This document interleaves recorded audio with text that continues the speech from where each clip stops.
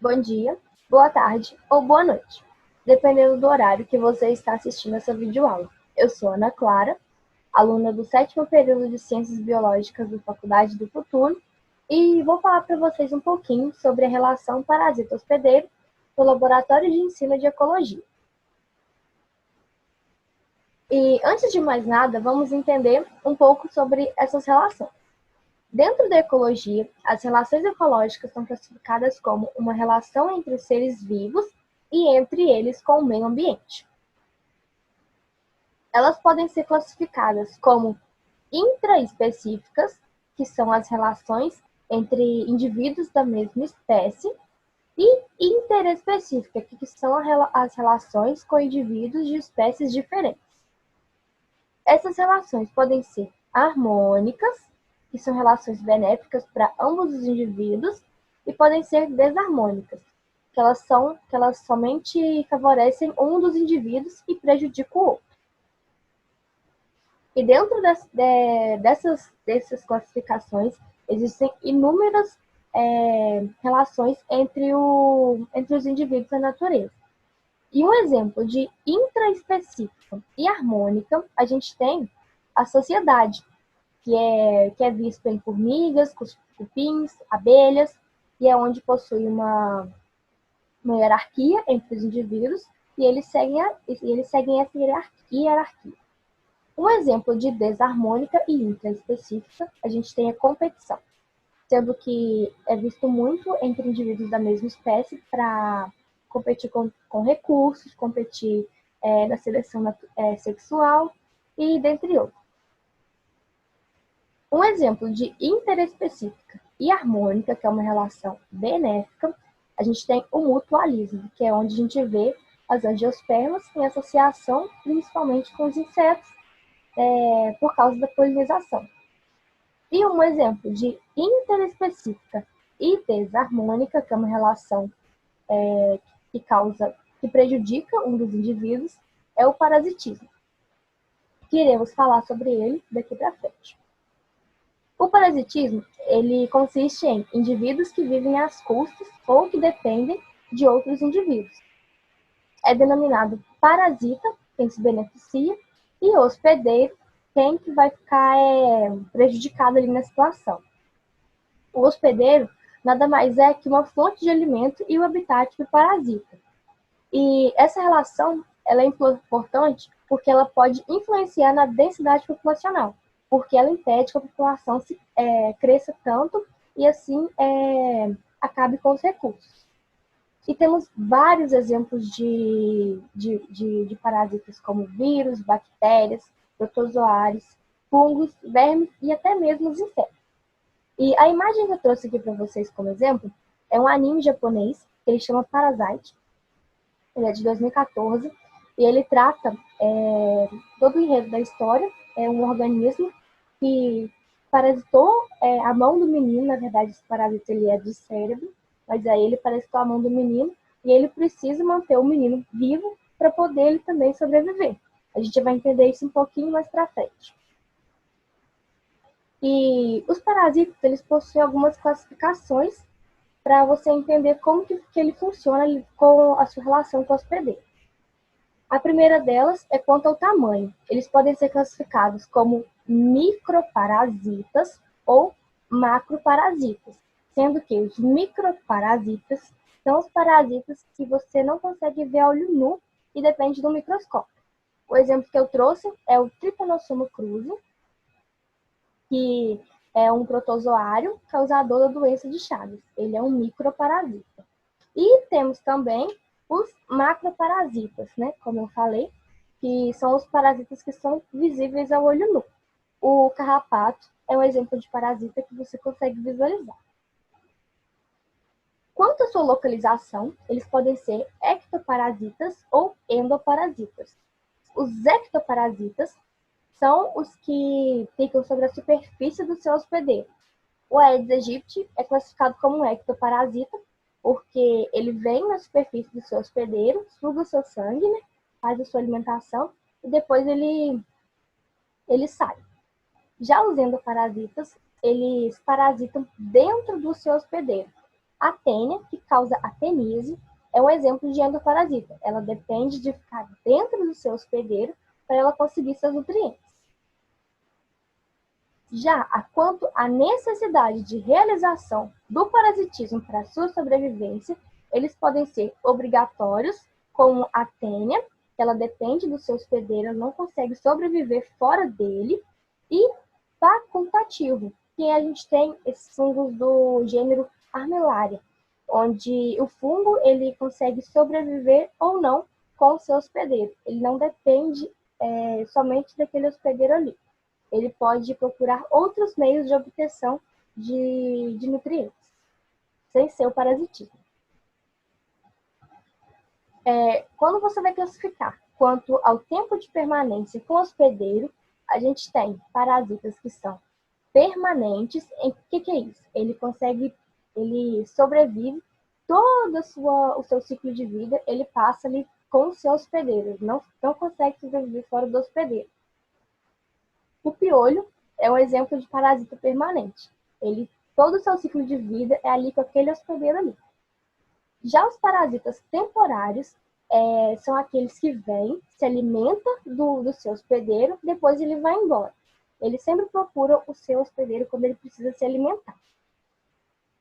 Os mosquitos anófilis, né, vetores da malária, é um exemplo de parasita temporário. Já os provisórios são aqueles parasitas que eles chegam, eles passam um período da sua vida ali com o hospedeiro, uma fase do seu ciclo de vida, e aí depois eles vão embora. Na sua próxima fase do ciclo, ele vai embora. As vespas, a Pantelis congregatus, são um exemplo de parasita provisório, porque a sua fase de ovo, larva e pupa passa dentro da lagarta, e aí assim que ela se torna adulta, ela vai embora para outros bichos ecológicos. Ela não fica mais ali se alimentando da lagarta, ela já tem agora um outro tipo de alimentação. Esse é um tipo de parasita provisório. Eles também são classificados quanto à capacidade de parasitar uma ou mais espécies, sendo que os eurixinos, eles parasitam diversas espécies, eles podem parasitar uma ou mais espécies. O Toxoplasma gondii, que é um protozoário que parasita o homem, e os felinos é um exemplo de eurixeno. E já os estenopcenos são parasitas que apenas têm um hospedeiro, eles não têm mais que isso, eles só parasitam uma espécie em específico. O Trichuris trichuria é um parasita de seres humanos e ele causa a tricuríase, e ele só tem o ser humano como seu parasita. E quanto ao ciclo de vida, eles podem ser classificados como monoxeno e heteroxeno, sendo que os monoxenos, todo o seu ciclo de vida, todo o ciclo de vida que ele possui, ele tem somente apenas um hospedeiro, não mais que isso. E já os heteroxenos, eles podem possuir a mais de um hospedeiro, sendo definidos como hospedeiro definitivo e hospedeiro intermediário. O Schistosoma monzoni, que é o causador da esquistossomose, ele possui como hospedeiro intermediário o Caramujo biofalaria, que é onde ele ocorre uma parte do seu desenvolvimento, e ele possui como hospedeiro definitivo o homem, que é onde ele realiza a sua reprodução sexuada, que é a troca de gametas. E quanto a parasitas de plantas, eles podem ser classificados entre hemiparasitos, que são os parasitas que roubam a seiva bruta da planta. Normalmente, essas plantas parasitas, elas possuem a coloração verde porque elas conseguem produzir o floema, porque elas roubam o xilema das outras plantas. E a erva de passarinho é um exemplo de hemiparasita. Já os holoparasitos, eles roubam a seiva elaborada, então eles roubam o floema das outras plantas. E o cipó chumbo é um exemplo de holoparasita. Tá, mas e se esse parasita, ele chegar a matar o hospedeiro? Porque ele depende desse hospedeiro para ele sobreviver. Mas e se o hospedeiro morre? O que acontece? Primeiramente, o parasita ele não tem como função matar o hospedeiro. Ele está ali, ele depende do hospedeiro para ele sobreviver. Então ele não causa tantos danos assim pro hospedeiro, porque ele depende dele, né? E uma coisa bem legal é que o ciclo do parasita, normalmente, ele é bem mais curto, o ciclo de vida dele, do que o ciclo de vida do hospedeiro. Por isso que eles conseguem viver essa relação. E só que há exceção, né? Se o parasita ele debilita o seu hospedeiro, ele vai ficar mais suscetível a ter outras doenças. E com isso, ele pode levar a óbito o seu hospedeiro. Mas não foi ele exatamente ali, o parasita, que matou o hospedeiro, né? Mas e se o parasita mesmo, ele ali, matar o seu hospedeiro? O que acontece? Primeiro, que ele deixa de ser parasita e deixa de ser um parasitismo. Isso vai se chamar agora parasitoidismo. Não é mais um parasitismo. Por quê? O parasitoidismo consiste na morte do hospedeiro pelo próprio parasita. Ele deixa de ser um parasita e ele agora passa a ser parasitoide. E a morte do hospedeiro ocorre devido às modificações que esse parasitoide possui no seu ciclo de vida. E o console Vision acredita que isso é um mecanismo, que esse mecanismo que ocasiona a morte do hospedeiro, essas modificações que o parasitóide possui. Um exemplo muito legal, que vocês já devem ter escutado por aí, é um fungo que deixa os animais assim mais zumbis, uma característica de zumbi. O que acontece? Esse fungo, em especial a espécie Ophiocordyceps unilateralis, eles atacam as formigas Campeonatus leonardi e assim que ele ataca essa formiga, ele entra no sistema nervoso dela. Assim que ele entra no sistema nervoso, ele começa a comandar o que a formiga vai fazer. Essa formiga ela vai se distanciar da sua colônia e ela se distanciando, ela vai procurar um ambiente em que é úmido e com pouca luminosidade para aquele fungo poder se desenvolver dentro dela.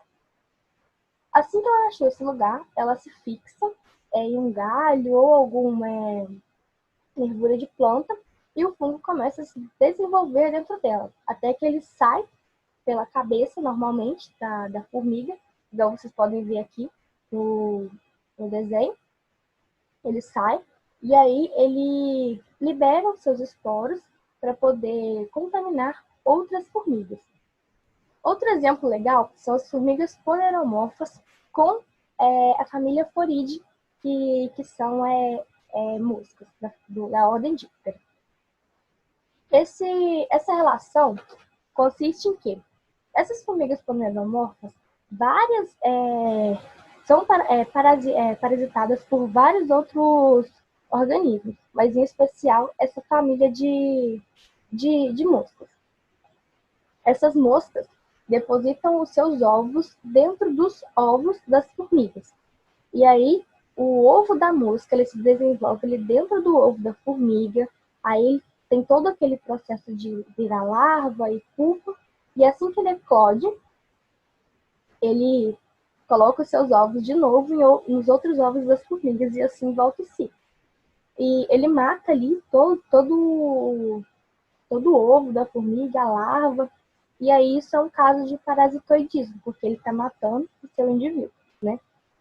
Outro exemplo também são as vespas Estalogia endius com diversas famílias de díptera. Elas conseguem parasitar várias famílias de díptera, não só apenas uma. E eu coloquei até alguns exemplos dessas famílias. E ela pega os seus ovos e ela coloca esses ovos dentro das pupas das moscas. E aí todo o seu desenvolvimento de ovo, larva e pupa desenvolve dentro do pupário das moscas. E aí assim que eclode, não vai eclodir uma mosca, vai eclodir uma vespa. E aí essa vespa faz todo o processo de novo. O legal do parasitoidismo é que ele é muito utilizado no controle biológico. Por quê? 75% dos apócritas, que é uma classificação artificial dentro dos himenópteras, são parasitoides de insetos e também de aranhas.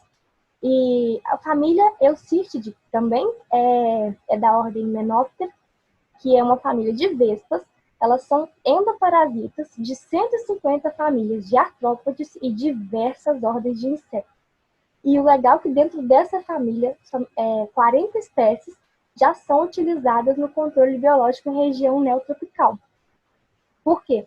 Elas conseguem parasitar, como eu falei para vocês no slide anterior, várias famílias de Diptera, né, que são as moscas. Elas conseguem parasitar colchonilhas e também lagartas. Lembra que eu falei bem lá atrás nas classificações? As vespas, essas vespas, elas botam os seus ovos dentro do seu hospedeiro, desenvolve todo ali dentro do hospedeiro, desde ovo, larva e pupa, e assim que ela eclode a vespa, ela sai de dentro do hospedeiro. É como se ela não precisasse mais desse hospedeiro. E assim que ela sai desse hospedeiro, ela mata ele ali. E já come já os seus detritos e tudo mais. E recapitulando, o que a gente falou? O parasitismo é uma relação que é desarmônica, né? Porque é uma relação que beneficia apenas uma parte dos indivíduos, possuindo diversas classificações quanto a tamanho, localização, necessidade do parasitismo, quantidade de hospedeiros, ciclo de vida e parasitas de vegetais. E o interessante é que os parasitas mesmo, eles não matam seu hospedeiro. Quem mata são os parasitoides. E os parasitoides, eles têm uma importância muito grande no controle biológico, porque várias famílias que eles parasitam são famílias que que são consideradas como pragas para a agricultura. E é isso. Quem tiver dúvidas pode entrar em contato comigo. Eu vou deixar linkado na descrição os artigos científicos que eu utilizei no decorrer da aula. E obrigada pela atenção de todos.